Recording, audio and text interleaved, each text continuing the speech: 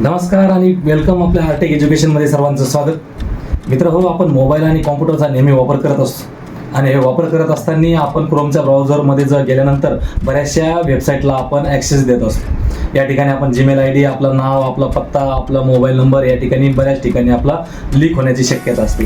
आणि कुठल्या कुठल्या वेबसाईटवर आपला डाटा गेलेला आहे, कुठल्या वेबसाईट आपल्या चोरत आहेत, क्रोममधून कुठल्या वेबसाईटला आपण ॲक्सेस दिलेला आहे आणि तो ॲक्सेस कसा बंद करायचा जेणेकरून आपला डाटा हा चोरी होणार नाही. आणि त्या संदर्भामधला आजचा हा व्हिडिओ. जर या तुम्ही या चॅनलला जर नवीन असाल तर नक्की लाईक करा, सबस्क्राईब करा आणि इतर मित्रांना सुद्धा शेअर करा. प्रत्यक्ष आपण त्याची माहिती घेणार आहोत आणि त्या सेटिंग कुठल्या आहेत, त्या कशा बंद करायच्या ते आपण आता मोबाईलच्या सेटिंगमधून बघणार आहोत. चला तर आपण व्हिडिओला बघूया.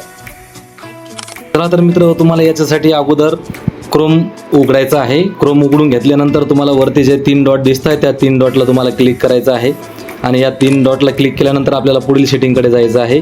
यामध्ये तुम्हाला दिसतं आहे की सेटिंग म्हणून ऑप्शन आहे, या सेटिंगला आपण क्लिक करणार आहोत.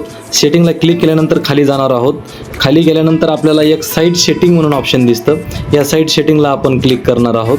या साईट सेटिंगला क्लिक केल्यानंतर या ठिकाणी आपल्याला वरती जे दिसतं आहे साईट म्हणून, या ऑल साईट म्हणून या ठिकाणी ऑप्शन आहे, त्याला 3 डॉट आहेत, त्या ठिकाणी 3 लाईन दिसतात. त्या 3 लाईनला आपण क्लिक करणार आहोत. या ठिकाणी तुम्ही बघू शकता एवढ्या वेबसाईट तुम्ही ॲक्सेस दिलेला आहात, तुमच्या ईमेल आय डीचा, तुमच्या नावाचा, तुमच्या मोबाईल नंबरचा. या ठिकाणी तुम्हाला त्याला डिलीट म्हणून all browsing data delete option जे आहे तर त्याला तुम्हाला डिलीट करून घ्यायचं आहे. आणि या ठिकाणी आपण याला क्लिक केल्यानंतर हा डाटा जो आहे तर या ठिकाणी तुम्हाला विचारल तर ऑल टाईम डाटा पाहिजे का कुठला पाहिजे. या ठिकाणी आपण सांगणार आहोत की कुकीज साईट डाटा जो आहे तो 40 साईट साइन इन आहे. या ठिकाणी आपण ब्राउजिंग हिस्ट्री 13 साईट आहे, तर या सगळ्या गोष्टीला आपण आता इथून डिलीट करणार आहोत. या ठिकाणी डिलीट झाल्यानंतर आपण आपला डाटा या ठिकाणी सुरक्षित ठेवू शकतो. तुम्हाला नक्कीच ही सेटिंग समजली असेल आणि या सेटिंगच्या माध्यमातून तुमचा डाटा नक्की तुम्ही वाचू शकता.